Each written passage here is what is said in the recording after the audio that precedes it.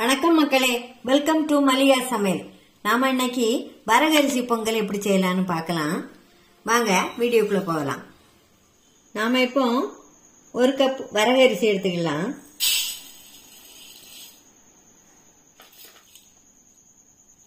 இதை நல்லா ஒரு 4-5 தடவை கழுவி எடுக்கணும் மக்களே. இந்த வரகரிசியில நிறைய அழுக்கு இருக்கும்.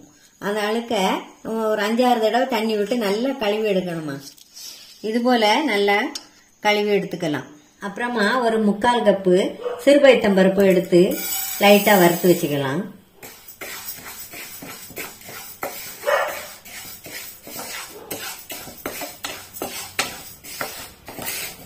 இப்ப நாம வரகரிசி பொங்கல் செய்வதற்கு முதல்ல ஒரு 3 ஸ்பூன் நெய்யை விட்டுக்கலாங்க.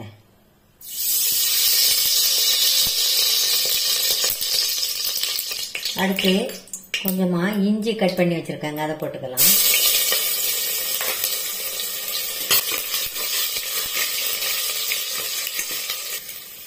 அப்புறம் கொஞ்சோண்டு நல்ல மிளகு போட்டுக்கலாங்க.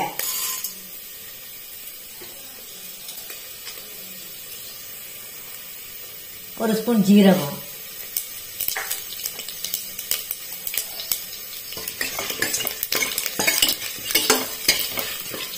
எல்லாம் நல்லா பொரிஞ்சதுக்கு அப்புறம் கொஞ்சோண்டு கருவேப்பிலை போட்டுக்கலாம். அது கூட அப்புறமா நம்ம கழுவி வச்சிருக்கிற வரகரிசி போட்டுக்கலாம்.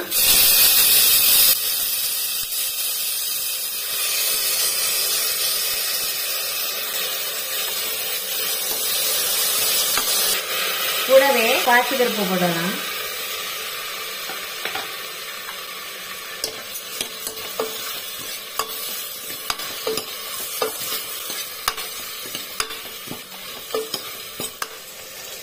ஒரு கப்பு வரகரிசிக்கு 2 கப்பு தண்ணி, 3/4 கப்பு பாசி பருப்புக்கு ஒரு 1.5 கப்பு தண்ணி எல்லாம் சேர்த்துல ஊத்துங்க.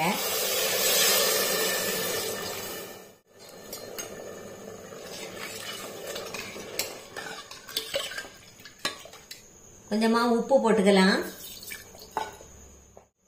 ஒரு 1/4 ஸ்பூன் மஞ்சள் பொடிங்க.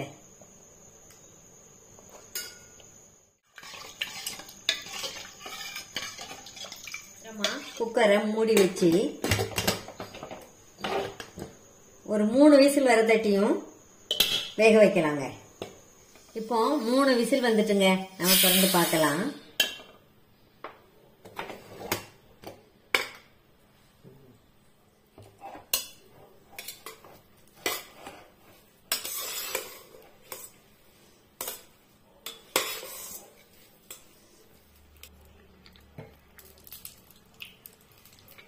இப்ப நம்ம தாளிக்கிறதுக்கு ஒரு 2 ஸ்பூன் நெய் விட்டுக்கலாங்க. இதுல நம்ம இந்த முந்திரி பருப்பு போட்டு வறுக்கலாம். இந்த முந்திரி பருப்பு நல்ல பொன்னிறமாக வறுத்த உடனே நம்ம இந்த வரகரிசி பொங்கல்ல கொட்டிக்கலாம்.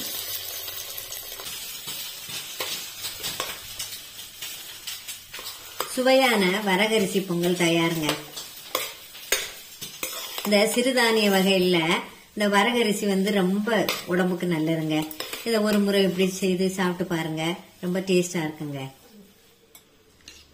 இந்த சுவையான வரகரிசி பொங்கல் சாம்பார் சட்னி இது கூட வச்சு சாப்பிட சூப்பரா இருக்குங்க. நீங்களும் இதை சாப்பிட்டு பார்த்து எப்படி இருக்குன்னுட்டு கமெண்ட்ல தெரிவிங்க மக்களே.